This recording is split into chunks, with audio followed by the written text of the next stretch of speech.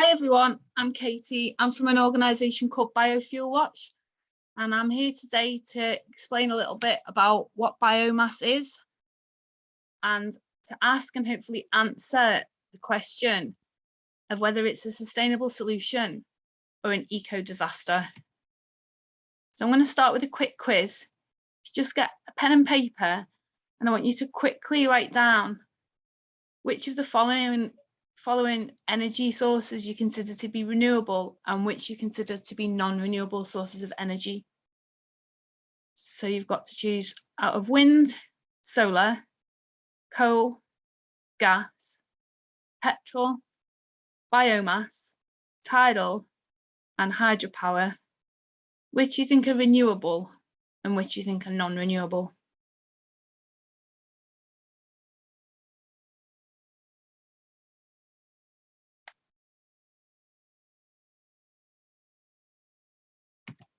So what is bioenergy? Biomass energy, or bioenergy, is energy generated from living or decaying plant or animal waste.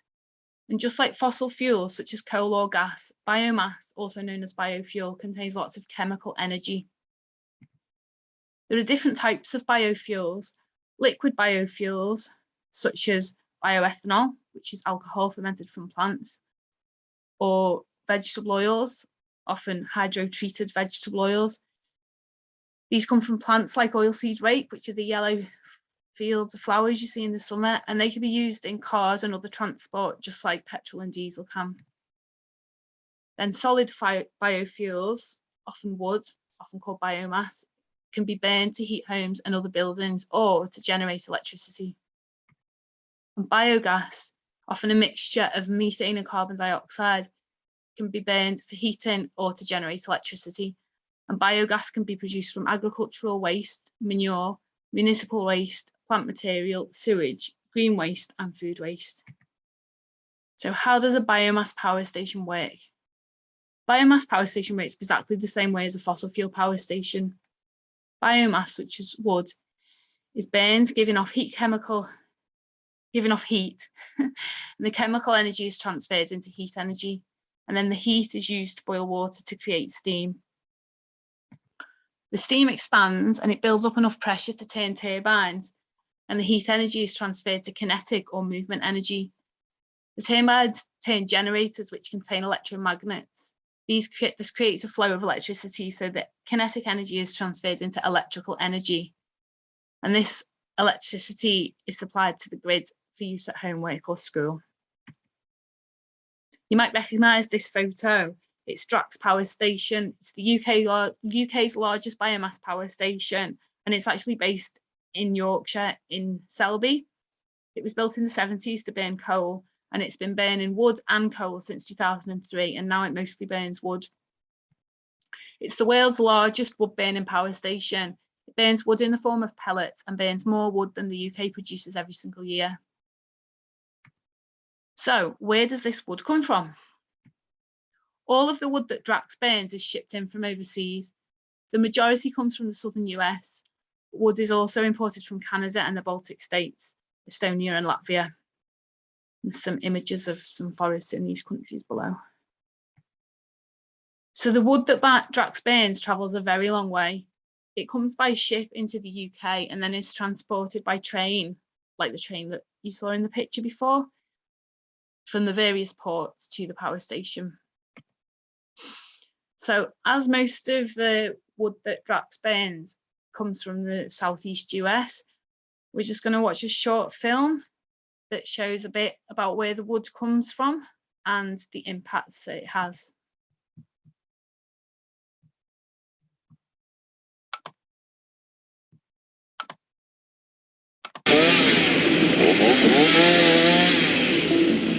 When anybody thinks of clean, green energy, this is not it. So at the very local level, you've got pollution, then span out a little bit, and you've got large-scale clear cutting. And then at the global level, you've got an industry that is burning these trees to generate electricity, making climate change worse. So yes, this is impacting all of us with disproportionate impacts to the people who live right next to the mill.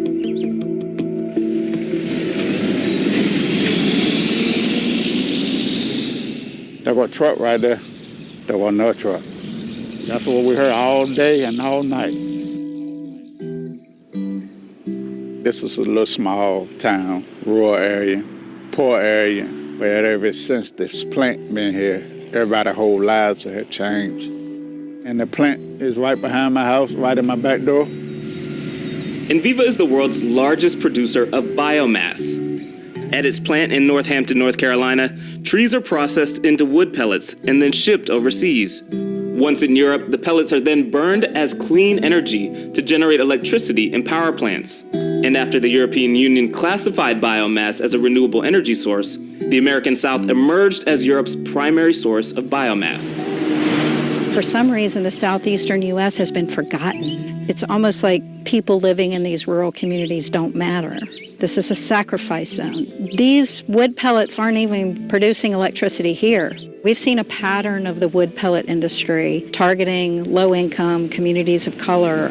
Before the wood pellet industry even came in here, this rural community was struggling. Even though in this county, the majority of the population is Black, 99% of the land in the rural South is owned by white people. So there is a very long history of perpetuating economic inequity. When you look at our communities and you see communities of color, and this is where it is, that we have these factories here that's polluting our air. They're cutting down all of our trees. We need these trees. No wonder we're dying. And then we don't have that opportunity or that privilege to get up and move when some comes and invade our territory. And then how many people want to move? Why should we when we've been here all our lives and we've worked hard to accumulate what we have? And then you come and sit and right dab in the middle of our community and think that we're supposed to be happy about it? Hell no. Enviva says they choose facility locations based on access to wood, infrastructure, and labor. So this forest that we're looking at right here is about 100 years old, and within a week it was gone, clear cut, turned into wood pellets. We know this went to Enviva because we followed the logging trucks with the cypress trees back to the Enviva plant.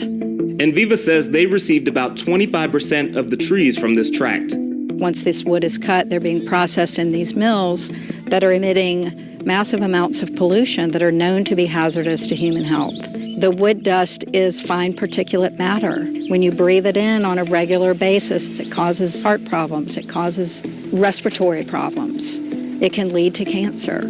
Enviva says the air quality levels found near the Northampton facility are within the federal limits and do not present a public health risk. Yeah, you can see it on the top of the hood. Look at this one. Everything that's in the yard getting dust on it. I'm dealing with health issues with heart problems, congestion heart failure. And on top of that, I'm dealing with pressure on my lungs and don't know where it keep coming from. I had to wear a mask every day coming out here and this stuff, way before the COVID. I mean, sometimes my nose be bleeding and dust and stuff. It messes with my wife and my son asthma all the time. They don't even sit outside. It makes me angry because I don't know what I'm inhaling. When you go over to the wood pellet mill, you see the pollution coming out of the smokestack.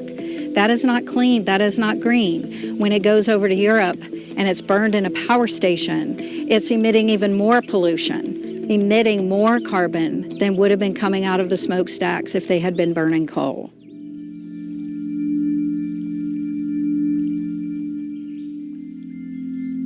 This is like a needle in a haystack in the southeastern U.S. This is an ancient cypress forest. There's very little of this left. It's just this incredible jewel of an ecosystem that very few people really understand exists here. I mean, this is a really special place. We're looking at trees around us that are over 1,000 years old. And while the forestry industry and the wood pellet industry says that trees are renewable, we aren't renewing 1,000-year-old ecosystems. You know, they're renewing forests for commercial production. In North Carolina alone, the wood pellet industry is responsible for clearing 164 acres of forest a day, 60,000 acres a year. By us being in a poor area, what can we do with a company like that with money and we don't got money to fight against it? And it seems like we don't got no one fighting for us. I don't know what it's gonna take, but something needs to be done about it. Enviva declined to be interviewed on camera for this story, but provided written statements to CNN.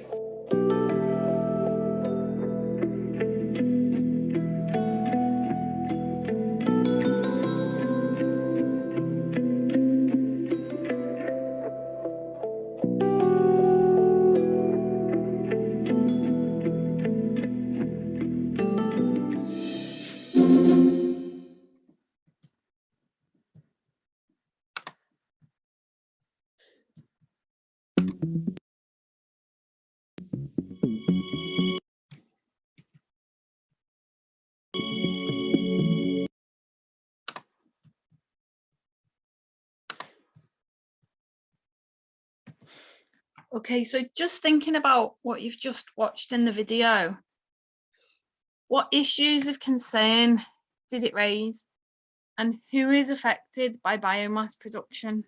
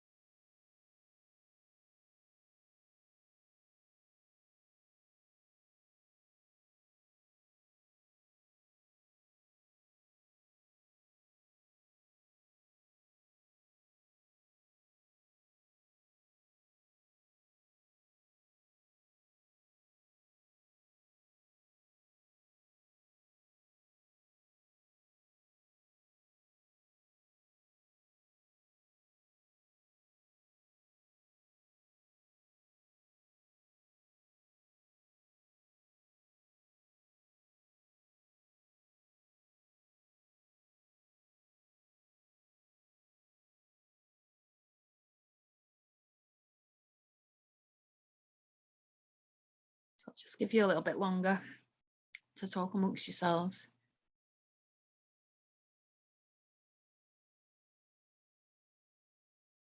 Make sure everybody gets to have a say.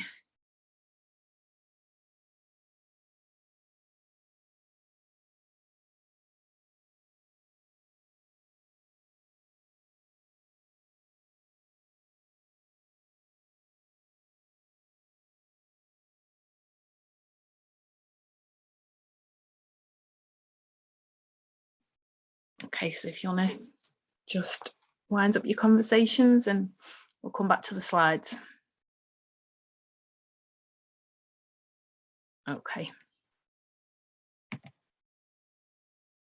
So there are many harmful impacts to the communities that live near the forests who want to have forests to enjoy, and to the pellet mills with the pollution that they cause, the forests themselves, the animals that live in them. The southern US has very biodiverse hotspots where endangered animals live, such as the Cerulean warbler that's pictured here. And any animal that has the forest it lives in cut down, they're losing their home. So given all these impacts, why are forests being cut down to burn at Drax? Well, we do urgently need to cut our carbon emissions. In recent years, temperatures have been increasing more rapidly in the past. And the last 7 years have been the hottest on record. Most scientists agree that human behaviour is causing the temperature increase. We're increasing the concentration of greenhouse gases such as carbon dioxide and methane. And these are caused by the burning of fossil fuels, which releases carbon dioxide, deforestation, because trees absorb CO2 and store carbon, so if you cut them down, they can't, and food waste, which creates methane when it breaks down, which is a more powerful greenhouse gas than carbon dioxide even. CO2 emissions are now 3 times higher than they were in 1965, and the Earth is starting to warm up. Global temperatures are already increasing and average sea levels are rising, and scientists predict that the impacts of this could be changing location of the Earth's climate belt, making it difficult to grow food in some places. This is already happening in parts of Africa. There's going to be flooding of coastal and low-lying communities, and the spread of tropical diseases like malaria into areas that don't have these diseases currently.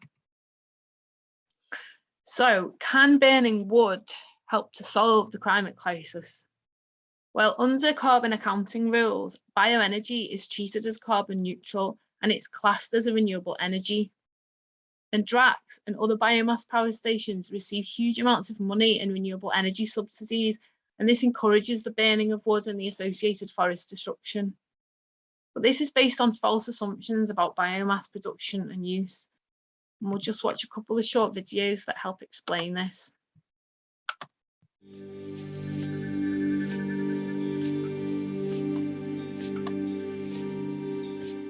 So why are wood pellets considered carbon neutral in combustion?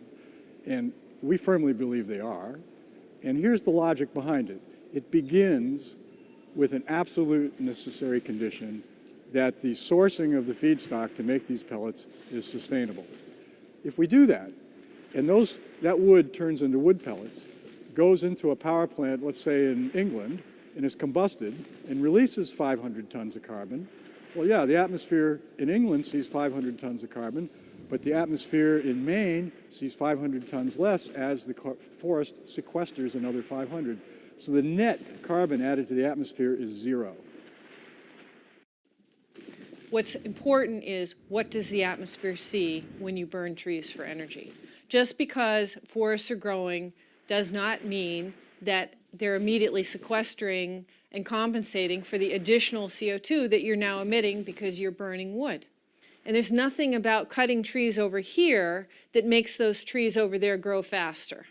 They don't know that these trees over here are being cut.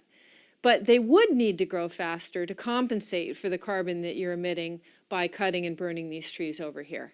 So that's the central fallacy of industry claims about bioenergy carbon neutrality.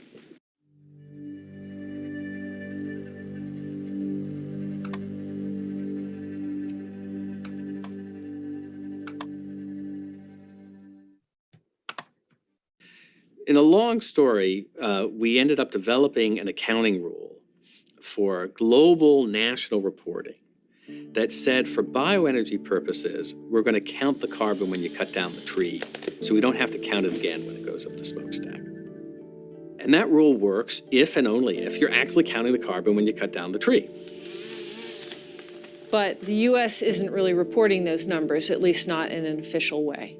And the UK is not reporting trees that are being cut down in the United States. So when it comes to those trees being burned in UK power plants, those emissions are treated as zero, because if you were counting it both when the tree is cut and at the power plant, then you'd be double counting it. So a rule that's designed to prevent you from counting carbon twice became a rule that says you never count it at all.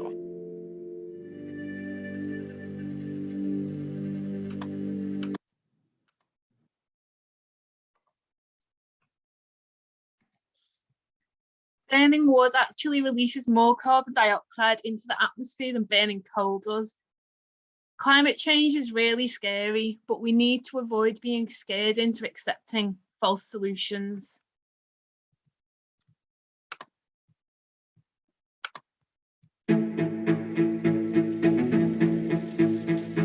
We're all scared, but the race to fight climate change must not include false solutions.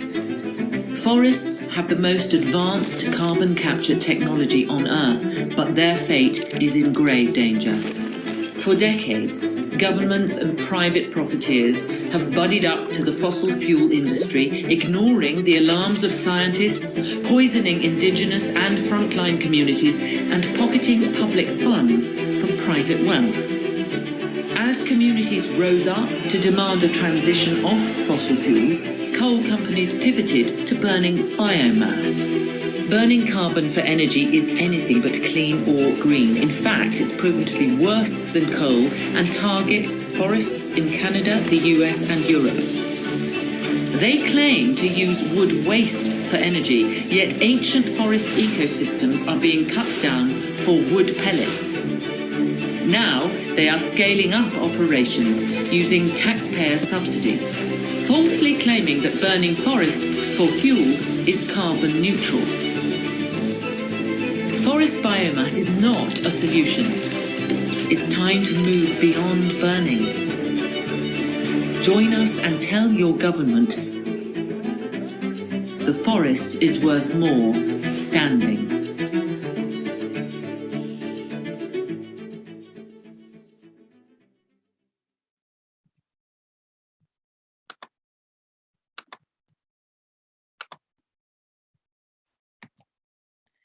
Do you remember this picture?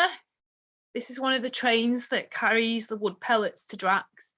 And you can see it says on the side, under Powering the Northern Powerhouse, that it's carrying sustainable biomass for affordable renewable power. Now, I don't know if any of you have heard the term greenwash. The dictionary definition is that it's disinformation disseminated by an organisation so as to present as environmentally responsible public image.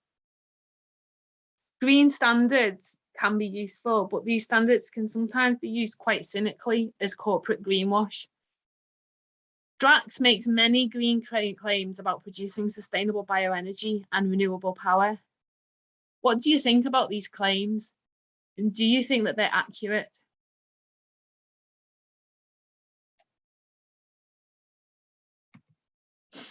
Drax is the UK's single biggest carbon emitter. In 2020, it emitted over 13 million tonnes of CO2 from burning 7 million tonnes of wood pellets. This is more wood than any other plant in the world and amounts to the equivalent of 133% of the UK's entire annual wood production, to meet only 0.81% of the country's total final energy demand. Drax makes a lot of money out of claiming to be green. It receives £2.27 million in subsidies every single day. This money comes out of our household energy bills and it's supposed to support renewable energy. Drax is very keen to persuade us the energy it produces is renewable so it can keep on receiving this money. Just last year, 500 scientists signed a letter to President Biden and other world leaders highlighting their concerns with biomass burning. And they cited numerous studies which show that the burning of wood will increase global warming for decades to centuries, and that this is true even when that wood replaces coal, oil, or natural gas. But it's not all doom and gloom. The 2.27 million in subsidies that Drax receives every single day can be redirected to genuine renewable energy such as wind and solar. And planting new trees can help, as trees come ready equipped to remove carbon dioxide from the atmosphere, so planting more is important. Leaving forests to grow is one of the best and easiest things we can do. Proforestation means protecting existing natural forests from human disturbance. Older and middle-aged forests are much better at sucking carbon out of the atmosphere than younger trees, so allowing our old forests to grow and mature is crucial. It's a very easy solution to helping combat climate change, and it also protects all the living things in the forest at the same time. But what about the people who work at Drax? They're just doing their job and they need to earn a living. So we need a just transition to green jobs where workers and communities are not left behind but have a say in how they move forwards towards a green economy. There are many well-paid green jobs that could be made available. We just need the government to prioritise it, see it as important and put the money into getting those jobs available. So I'd like you to discuss in pairs now whether you would now class biomass as a renewable energy source and whether you think we should redirect subsidies to wind and solar. And can you think of a few different reasons for why you think this? Try to think of a couple of reasons for your answer to each question.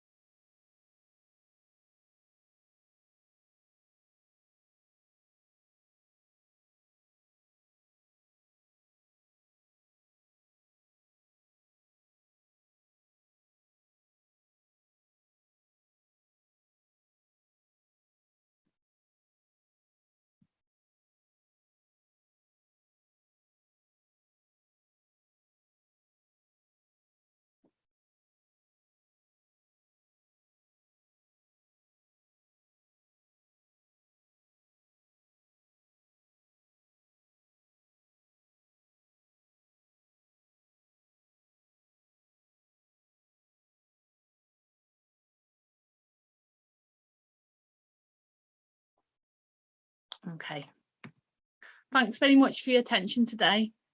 If you want any more information, including on the other kinds of biofuels, you can visit our website, biofuelwatch.org.uk.